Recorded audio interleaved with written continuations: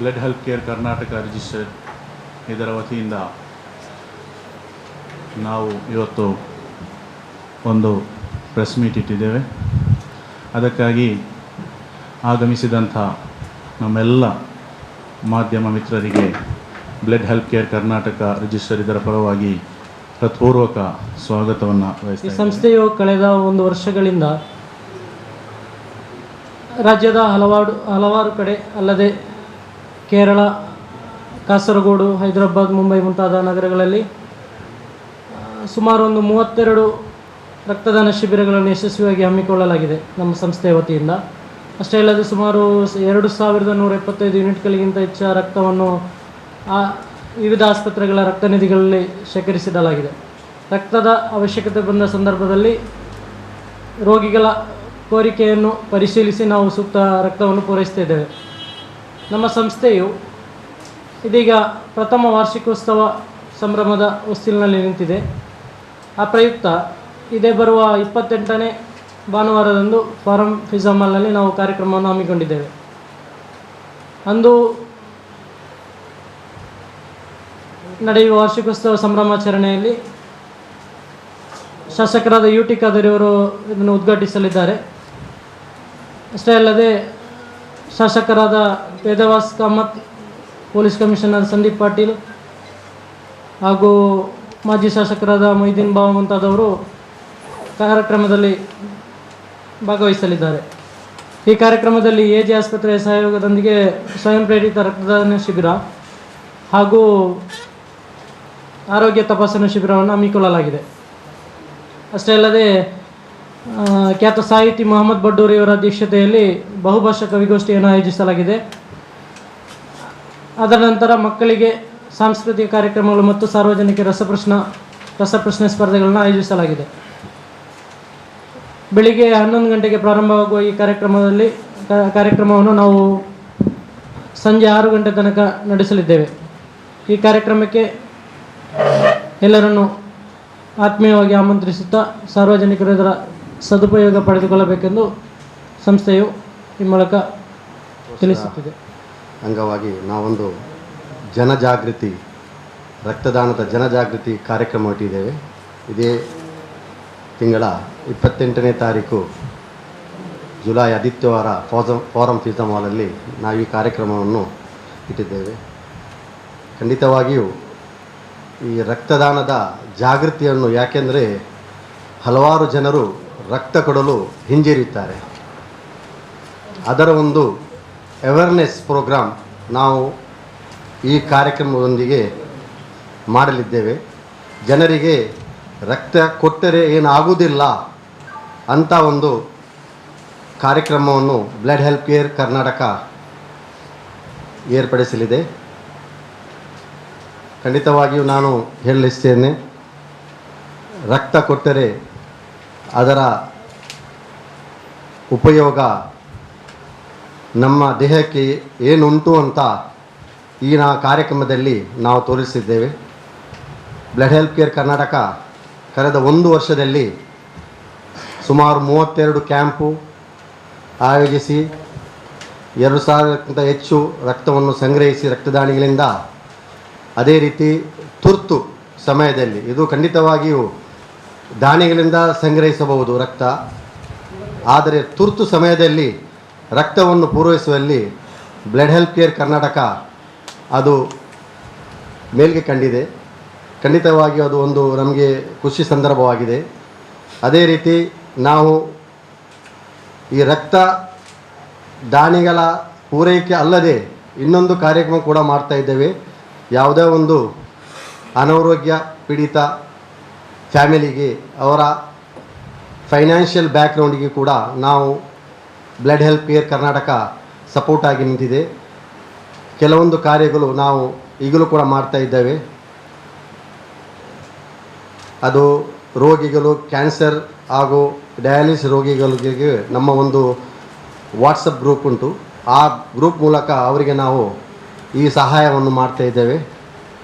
ಖಂಡಿತವಾಗಿ ನಾನು ಹೇಳಲಿಕ್ಕೆ ಇಚ್ಛಿಸ್ತೇನೆ, ಎಲ್ಲರೂ ಈ ಕಾರ್ಯಕ್ರಮಕ್ಕೆ ಬಂದು ಆ ಜನಜಾಗೃತಿಯ ರಕ್ತದಾನದ ಬಗ್ಗೆ ಅವೇರ್ನೆಸ್ ಅದು ಏನು ಅದಕ್ಕಾಗಿ ಪ್ರತ್ಯೇಕವಾಗಿ ನಮಗೆ ವಿವರವಾಗಿ ಹೇಳಲಿಕ್ಕಿದ್ದಾರೆ ಕೆಲವರು ನಮ್ಮ ಗಣ್ಯ ವ್ಯಕ್ತಿಗಳು ಆ ಕಾರ್ಯಕ್ರಮದಲ್ಲಿ. ತಮಗೆಲ್ಲರಿಗೂ ಈ ಕಾರ್ಯಕ್ರಮಕ್ಕೆ ನಾನು ಸ್ವಾಗತಿಸ್ತಾ ನನ್ನ ಈ ಮಾತನ್ನು ಇದರ ಮುಂದುವರಿದ ಭಾಗ ಹೇಗೆಂದರೆ ನಾವೀಗ ಎಲ್ಲರಿಗೂ ಮನದಟ್ಟಾಗಿರುವ ವಿಷಯ ಏನೆಂದರೆ ಈ ರಕ್ತ ಎಂಬ ಈ ಕೆಂಪು ದ್ರವ ಅದು ಇನ್ನೊಬ್ಬ ಮನುಷ್ಯನ ದೇಹದಿಂದ ತೆಗೆದುಕೊಟ್ಟರೆ ಮಾತ್ರ ಅದರಿಂದ ಉಪಕಾರಿಯಾಗಲಿವೆ ಹೊರತು ಆ ರಕ್ತಕ್ಕೆ ಬದಲಾಗಿ ಕೃತಕ ರಕ್ತವನ್ನು ಅಳವಡಿಸುವಂತಹ ಒಂದು ಯೋಜನೆ ಇಷ್ಟರವರೆಗೆ ನಮ್ಮ ಅನಿಸಿಕೆಯಲ್ಲಿ ಅದು ಬಂದಿಲ್ಲ. ಯಾವುದೇ ಒಂದು ತಂತ್ರಜ್ಞಾನದಿಂದಾಗಲಿ ಈಗ ನೋಡೋದಾದರೆ ನಮ್ಮ ಮಂಗಳೂರು ವಲಯದಲ್ಲಿ ಹಲವಾರು ಆಸ್ಪತ್ರೆಗಳಿವೆ, ಬಹಳಷ್ಟು ತಂತ್ರಜ್ಞಾನದಿಂದ ಕೂಡಿದಂತಹ ಆಸ್ಪತ್ರೆಗಳಿವೆ. ಆದರೆ ಕೆಲವೊಂದು ಸಂದರ್ಭ ನಾವು ಕಂಡಂತಹ ಒಂದು ವಿಷಯ ಏನೆಂದರೆ ಈ ರೋಗಿಗಳ ರೋಗವನ್ನು ಅರಿತು ಬಹಳಷ್ಟು ದೊಡ್ಡ ದೊಡ್ಡ ಈ ಡಾಕ್ಟರ್ಸ್ಗಳು ಅವರಿಗೆ ರೋಗವನ್ನು ವಾಸಿ ಮಾಡಲು ಆಗದೆ ನಿಂತು ಕೈಕಟ್ಟಿ ನಿಂತು ನೋಡುವಂಥ ಸಂದರ್ಭ. ಅದು ಯಾಕೆ ಅಂತ ಕೇಳಿದರೆ ಬರೇ ಒಂದು ಈ ರಕ್ತ ಎನ್ನುವಂತಹ ಒಂದು ಕೆಂಪು ದ್ರವ ಇಲ್ಲದೆ ಅವರು ಕಲಿತಂತಹ ನುರಿತ ವೈದ್ಯಕೀಯ ವಿಭಾಗಗಳು ಕೈಕಟ್ಟಿ ನಿಲ್ಲುವಂಥ ಸನ್ನಿವೇಶಗಳನ್ನು ನಾವು ನಮ್ಮ ಕಣ್ಣೆದುರಲ್ಲಿ ನೋಡಿದ್ದೇವೆ. ಆದ್ದರಿಂದ ನಮ್ಮ ಅಧ್ಯಕ್ಷರು ಹೇಳಿದ ಹಾಗೆ ಈ ಅವೇರ್ನೆಸ್ ನಾವು ಜನರಲ್ಲಿ ಮೂಡಿಸುವುದು ಬಹಳ ಅಗತ್ಯವಾಗಿದೆ. ಯಾಕೆಂದರೆ ಈಗ ನಮ್ಮ ಅನಿಸಿಕೆ ಪ್ರಕಾರ ನಾವು ನೋಡಿದಂಥ ಸಂದರ್ಭದಲ್ಲಿ 4 ಕೋಟಿ ಈಗಿನ ಬೇಡಿಕೆ 4 ಕೋಟಿ ಬಾಟಲ್ ರಕ್ತದ ಬೇಡಿಕೆ ಇದೆ ಈಗ. ಆದರೆ ಪೂರೈಕೆ ಆಗ್ತಿರುವಂಥ ರಕ್ತಗಳು ಬರೀ 25 ಲಕ್ಷ ಯೂನಿಟ್ಸ್ ಮಾತ್ರ.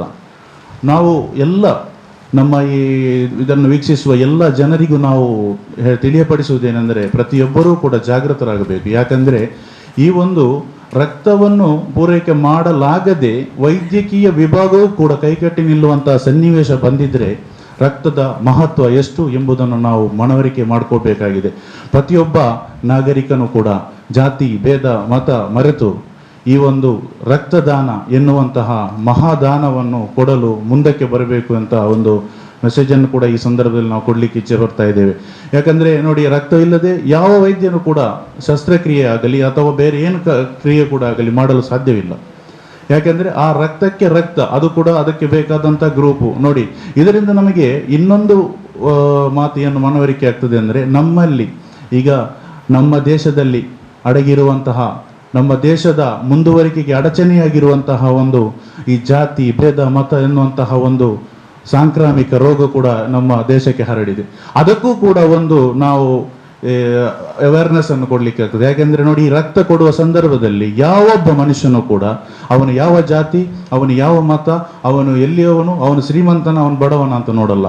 ಬರೇ ನೋಡ್ತೇವೇನೋ ಅವರಿಗೆ ಅವಶ್ಯಕತೆ ಇರುವ ರಕ್ತ, ಯಾವ ಗುಂಪಿನದ್ದು, ಯಾವ ಆಸ್ಪತ್ರೆ, ರೋಗಿಯ ಹೆಸರು, ಇಷ್ಟು ನೋಡಿ ನಾವೇನು ಮಾಡ್ತೇವೆ, ಅವರಿಗೆ ಸಹಕಾರವನ್ನು ಮಾಡ್ತೇವೆ. ಇದು ನಮ್ಮ ಈ blood health care Karnataka register ಮಾತ್ರ ಮನಸ್ಸು ಮಾಡಿದರೆ ಸಾಧ್ಯವಿಲ್ಲ. ಪ್ರತಿಯೊಬ್ಬ ನಾಗರಿಕನು ಕೂಡ ಅದೇ ರೀತಿ ನಮ್ಮ ಮಾಧ್ಯಮ ಮಿತ್ರರು ಕೂಡ ಇದರೊಂದಿಗೆ ಸಹಕರಿಸಿದ್ದೇ ಆದಲ್ಲಿ ಮುಂಬರುವ ದಿನಗಳಲ್ಲಿ ಬಹಳಷ್ಟು ಒಳ್ಳೆಯ ರೀತಿಯ ಈ ಒಂದು ಕೊರತೆಗೆ ನಾವು ಅದನ್ನು ಹೊಂದಾಣಿಕೆ ಮಾಡಿ ಹೋಗಬಹುದು ಅಂತ ಈ ಸಂದರ್ಭದಲ್ಲಿ ತಿಳಿಸ್ತಾ, ಪ್ರತಿಯೊಬ್ಬ ನಾಗರಿಕರಿಗೂ ಕೂಡ ಈ ರಕ್ತದಾನ ಮಾಡುವುದರಿಂದ ಯಾವುದೇ ತೊಂದರೆ ಇಲ್ಲ. ಈ ರಕ್ತದಾನ ಮಾಡುವುದರಿಂದ ನಮಗೆ ಬಹಳಷ್ಟು ಲಾಭಗಳಿವೆ ಅನ್ನೋದನ್ನು ಹೇಳ್ತಾ ಇದ್ದೇನೆ. ಯಾಕೆಂದರೆ ಒಬ್ಬ ವ್ಯಕ್ತಿಯು ರಕ್ತದಾನ ಮಾಡುವುದರಿಂದ ಅವನ ರಕ್ತದಲ್ಲಿ ಹೆಚ್ಚಿನ ರೋಗ ನಿರೋಧಕ ಶಕ್ತಿ ಉಂಟಾಗ್ತದೆ. ಹಲವಾರು ರೋಗಗಳಿಂದ ಅವನು ಮುಕ್ತಿಯನ್ನು ಪಡೆಯಬಹುದು. ಮಾತ್ರವಲ್ಲ, ಅತಿ ಮುಖ್ಯವಾಗಿ ಏನಂದರೆ ಅವನ ಶರೀರದಲ್ಲಿ ಏನಾದರೂ ಅವನು ಆಲಸ್ಯದಿಂದ ರಕ್ತ ಪರಿಶೀಲನೆ ಮಾಡದೇ ಇದ್ದಿದ್ರೆ ಈ ರಕ್ತ ಕೊಟ್ಟ ನಂತರ ಆ ರಕ್ತವನ್ನು ಪರಿಶೀಲನೆ ಮಾಡಿ ಅವನಿಗೆ ಏನಾದರೂ ರೋಗಗಳಿದ್ದರೂ ಕೂಡ ಅಲ್ಲಿ ಅವರು ಆಸ್ಪತ್ರೆಯಲ್ಲಿ ನೋಡಿ ಅವರನ್ನು ಕರೆಯುವಂತಹ, ಅವರಿಗೆ ಬೇಕಾದ ಔಷಧವನ್ನು ಕೊಡುವಂತಹ ಒಂದು ಸನ್ನಿವೇಶ ಕೂಡ ಇರ್ತದೆ. ಅದೇ ಸಂದರ್ಭದಲ್ಲಿ ನಮ್ಮ ಮನಸ್ಸಿನಲ್ಲಿ ರಕ್ತ ಕೊಟ್ಟರೆ ಏನು ಆಗ್ತದಪ್ಪ ಅನ್ನುವಂಥ ಒಂದು ಇದ್ದಿದ್ದೇ ಆದಲ್ಲಿ ಅದನ್ನು ಖಂಡಿತವಾಗಿ ನಾನು ಈ ಸಂದರ್ಭದಲ್ಲಿ ಹೇಳಲಿಕ್ಕೆ ಇಚ್ಛಿಸ್ತಾ ಇದ್ದೇನೆ. ನೀವು ಯಾವುದೇ ಭಯಪಡುವ ಅಗತ್ಯವಿಲ್ಲ. ನಮ್ಮ ಶರೀರದಲ್ಲಿ ಒಂದು 350 ml ರಕ್ತ ಕೊಟ್ಟದ್ದೇ ಆದಲ್ಲಿ ಬರೀ 24 ಗಂಟೆಯಿಂದ 48 ಗಂಟೆಯೊಳಗೆ ಸಂಪೂರ್ಣವಾಗಿ ಆ ರಕ್ತವು ನಮ್ಮ ಶರೀರಕ್ಕೆ ತಿರುಗಿ ಬರ್ತದೆ, ಎಲ್ಲ ರೀತಿಯ ಅನುಕೂಲದೊಂದಿಗೆ ಬರ್ತದೆ ಅಂತ ಈ ಸಂದರ್ಭದಲ್ಲಿ ಹೇಳ್ತಾ, ಎಲ್ಲರೂ ಈ ಒಂದು ವಿಷಯದಲ್ಲಿ ಹೆಚ್ಚಿನ ಗಮನವಿಡಬೇಕಂತ ಹೇಳಿ ನಮ್ಮ ನಾಡಿನದ್ದು ನಡೆಯುವಂಥ 28ನೇ ತಾರೀಕಿನ ಈ ಬ್ಲಡ್ ಹೆಲ್ತ್ ಕೇರ್ ಕರ್ನಾಟಕದ 1 ವರ್ಷದ ಪ್ರಥಮ ವಾರ್ಷಿಕಾಚರಣೆಗೆ ಎಲ್ಲರನ್ನೂ ಪ್ರೀತಿಪೂರ್ವಕವಾಗಿ ಆಹ್ವಾನಿಸ್ತಾ ನಮ್ಮೆಲ್ಲ ಮಾಧ್ಯಮ ಮಿತ್ರರಿಗೂ ಕೂಡ ಆಹ್ವಾನವನ್ನು ನೀಡುತ್ತಾ ನನ್ನ ಮಾತಿಗೆ ಹೆಲ್ತ್ ಕೇರ್ ಕರ್ನಾಟಕ ರಿಜಿಸ್ಟ್ರೇಷನ್ ನಮ್ಮ ಸೇವೆಯು ದಿನದ 24 ಗಂಟೆಗಳು ಕೂಡ ಇವೆ. ನಮ್ಮಲ್ಲಿ ವಿವಿಧ ಪ್ರದೇಶಗಳಲ್ಲಿ ನಾವು ಎಲ್ಲೆಲ್ಲಿ ಶಿಬಿರ ನಡೆಸ್ತಿದ್ದೇವೆ ಅಲ್ಲೆಲ್ಲ ಆ ಊರಿನ ಒಂದು ವಾಟ್ಸಪ್ ಗ್ರೂಪನ್ನು ನಾವು ಮಾಡಿದ್ದೇವೆ. ಯಾರಿಗಾದರೂ ಯಾವುದೇ ಸಂದರ್ಭದಲ್ಲಿ ರಕ್ತದ ಅವಶ್ಯಕತೆ ಇದ್ದಲ್ಲಿ ಆ ಗ್ರೂಪಿನ ಮೂಲಕ ಅಥವಾ ನಮ್ಮ ಕಾಂಟ್ಯಾಕ್ಟ್ ನಂಬರ್ಸ್ ಉಂಟು, ಅದರ ಮೂಲಕ ನೀವು ತಿಳಿಸಿದ್ದೇ ಆದಲ್ಲಿ ನಮ್ಮಿಂದಾಗುವ ಪರಿಪೂರ್ಣ ಸಹಕಾರವನ್ನು ನಾವು ಮಾಡ್ತೇವೆ. ಅದೇ ರೀತಿ ನಮ್ಮ ವೆಬ್ಸೈಟ್ www.bloodhealthcare.org ಇದರಲ್ಲಿ ಇದರ ಸಂಬಂಧಿಸಿದಲ್ಲಿ ನಾವು ಅದನ್ನು 24 ಗಂಟೆಗಳು ಕೂಡ ನೋಡ್ತಾ ಇರ್ತೇವೆ. ಈ ಕಾರ್ಯಕ್ರಮಕ್ಕೆ ನಮ್ಮೊಂದಿಗೆ ಸಹಕರಿಸಿದಂತಹ ಎಲ್ಲ ಮಾಧ್ಯಮ ಮಿತ್ರರಿಗೂ ನಾವು ನಮ್ಮ ಬ್ಲಡ್ ಹೆಲ್ತ್ ಕೇರ್ ಕರ್ನಾಟಕ ಇದರ ಪರವಾಗಿ ಹೃತ್ಪೂರ್ವಕ ಅಭಿನಂದನೆಗಳನ್ನು ಸಲ್ಲಿಸ್ತಾ ಇದ್ದೇವೆ ಹಾಗೂ ಧನ್ಯವಾದಗಳು.